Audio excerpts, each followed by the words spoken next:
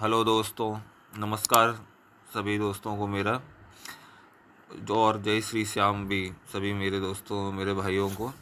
आज हम नए चैनल की शुरुआत कर रहे हैं। इस चैनल का नाम है एस्ट्रो अधिक। यहाँ पर हम लाल किताब और वैदिक ज्योतिष के बारे में बात करेंगे और सारे ग्रह पोजीशन, सारी रेमेडीज़ क्या हैं, कैसे कुंडली देखना है, कैसे ग्रहों को देखना है, क्या करना चाहिए क्या नहीं करना चाहिए, उसके बारे में हम जानेंगे। तो मुझे उम्मीद है कि आप सब लोग मेरा अच्छे से सपोर्ट करेंगे और मुझे आगे बढ़ने के लिए मेरी हेल्प करें। तो चलिए दोस्तों, हम स्टार्ट करते हैं। आज हम पहले स्टार्ट करेंगे सूर्य से। सूर्य खाना नंबर 1। सूर्य खाना नंबर जो पहले में होते हैं, तो सूर्य एक राजा के समान होते हैं। तो मैंने पहले सूर्य से इसलिए आज से स्टार्ट किया क्योंकि सूर्य ग्रहों के राजा होते हैं, इसलिए हम सूर्य से स्टार्ट करेंगे। तो सूर्य लगन में हो, जो सूर्य खाना नंबर 1 में हो, तो सूर्य को राजा माना गया है। सूर्य को वैसे विष्णु भगवान भी माना गया है। सूर्य लगन में हो तो नॉर्मली वैशाख का महीना होता है, वैशाख के महीने में जन्म माना जाता है, 13 अप्रैल से 13 मई के बीच में ऐसा नॉर्मली माना जाता है कि सूर्य लगन में हो, अगर वो मेष राशि में हो, क्योंकि मेष राशि का जो सूर्य होता है वो वैशाख में ही आता है। और अगर दूसरे कोई नंबर में हो, जैसे कि 8 में, 7 में, तुला में या फिर वृश्चिक में हो, तो वो अलग माना जाएगा। तो सूर्य, अब हम पहले बार सूर्य खाना नंबर फर्स्ट की बात करेंगे, सूर्य मेष राशि की बात करेंगे। जब मैं सूर्य फर्स्ट में बात कर रहा हूँ तो सूर्य खाना नंबर 1 है वो, और मेष राशि है। तो मेष राशि का जो सूर्य होता है वो उच्च का सूर्य माना जाता है, क्योंकि सूर्य मेष राशि में उच्च होता है। ओके। और सूर्य पिता का भी कारक माना जाता है, सूर्य ईगो का ही कारक माना जाता है, एटीट्यूड का कारक माना जाता है, सूर्य जो गवर्नमेंट का कारक माना जाता है, क्योंकि वो खुद एक स्वयं राजा है, इसलिए गवर्नमेंट की पोजीशन तक का माना जाएगा वो। ये बहुत अच्छी पोजीशन होती है सूर्य खाना नंबर पहले में। बेसिकली जो सूर्य खाना नंबर फर्स्ट के जो लोग होते हैं वो धर्म को फॉलो करने वाले होते हैं। वो धर्म में अपना बहुत उनका इंटरेस्ट होता है, धर्म को बहुत तरह से फॉलो करते हैं वो। बेसिकली इनको सरकार से बेसिकली बहुत ज़्यादा लाभ होता है। सरकार में काम करना, सरकार में टेंडर लेना या फिर राजनीति में होना, बेसिकली बहुत ज़्यादा हाई चांस होते हैं कि इनकी जो पहली संतान हो वो बेटा ही हो। सूर्य खाना नंबर जो फर्स्ट में होता है उनका मैंने बहुत अधिकांश चांसेस देखे हैं कि उनका वो जो पहली संतान है वो बेटा ही होती है। कुछ परसेंटेज में बेटी भी हो सकती है, लेकिन ज़्यादातर चांसेस बेटे के ही होते हैं। सरकारी नौकरी के इनके बहुत अच्छे चांसेस होते हैं, क्योंकि सूर्य लगन में होने से इनको गवर्नमेंट में अच्छा साझेदारी देना। और सूर्य खाना नंबर 1 में होने का जो दूसरे सिम्टम्स हैं, उसका वो जो उनका जो भाग होता है वो उन अपने मेहनत से चमकाते हैं, खुद की मेहनत से चमकाएंगे।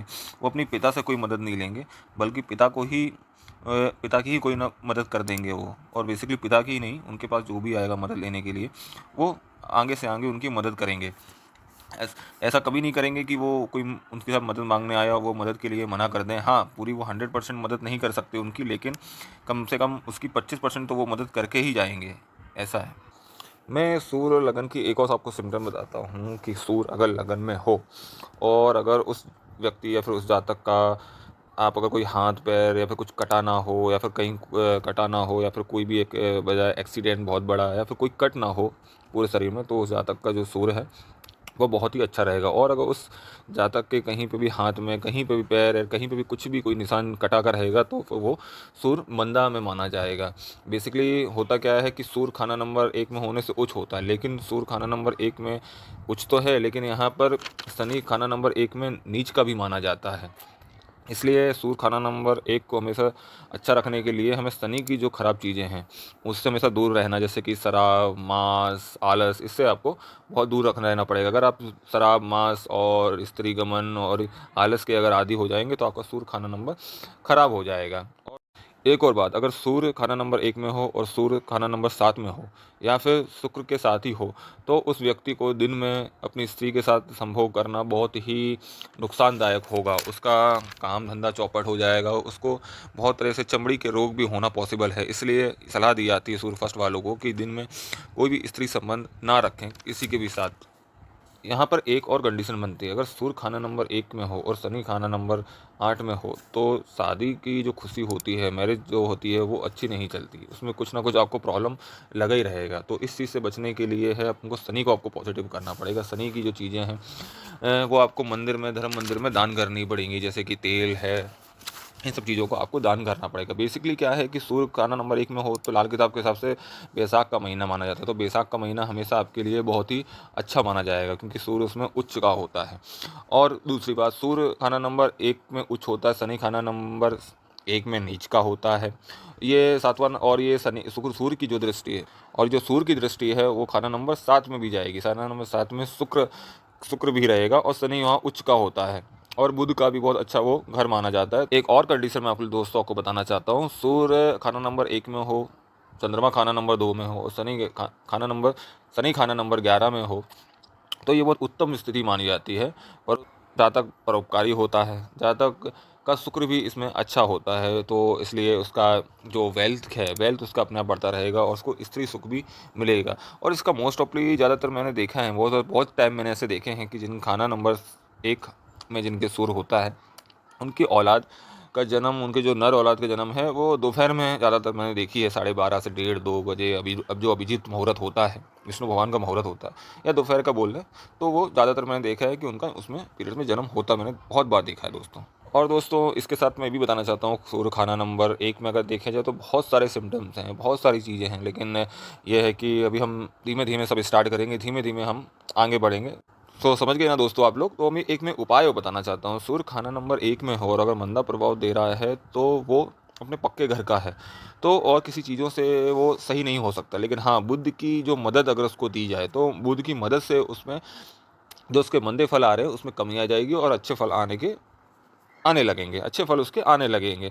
आपको करना क्या है, पहला उपाय करना क्या है, 43 डेज़ आपको हरी साबुत मूंग पानी भिगोनी है, पानी भिगो दीजिए और सुबह उसको लेके पंछियों को डालिए 43 डेज़। इससे आपका बुध भी सही हो जाएगा और सूर्य लगन का भी आपको अच्छे फल देने लगेगा। लेकिन एक चीज़ के साथ और ध्यान रखें कि जो शनि की जो ख़राब चीज़ें हैं वो आपको कभी भी अपनी लाइफ में नहीं लानी है, क्योंकि शनि जो है फर्स्ट हाउस में नीच का होता है। तो आपको कभी भी शराब, मांस, आलस, तम्बाकू ये सब चीज़ें नहीं करनी, और या फिर अगर आप कर भी रहे हैं आदत है तो धीमे धीमे छोड़ दीजिए, जिससे कि आपका सूर्य अच्छा होने लगे। तो दोस्तों, तो ये था सूर्य खाना नंबर 1 का क्या क्या फल हो सकते हैं, क्या क्या सिम्टम्स हो सकते हैं। ये आज अपनी पहली वीडियो थी, तो धीमे धीमे हम स्टार्ट करेंगे। वैसे देखना जाए तो सूर्य खाना नंबर 1 में के सिम्टम्स और क्या कर सकते हैं क्या नहीं हो सकता तो बहुत लंबा टाइम हो जाएगा, लेकिन कोई बात नहीं, हम धीमे धीमे स्टार्ट करेंगे। अब अगला वीडियो हम सूर्य खाना नंबर 2 के लिए लाएंगे, सूर्य खाना नंबर 2 में होता है तो कैसे कैसे फल देता है। तो दोस्तों मिलते हैं अगले वीडियो में। और हाँ, तो दोस्तों अगर आपको इसमें से कुछ भी अगर समझ में नहीं आ रहा है तो प्लीज़ मुझे कमेंट करिए, मैं आपका कमेंट में आपको जवाब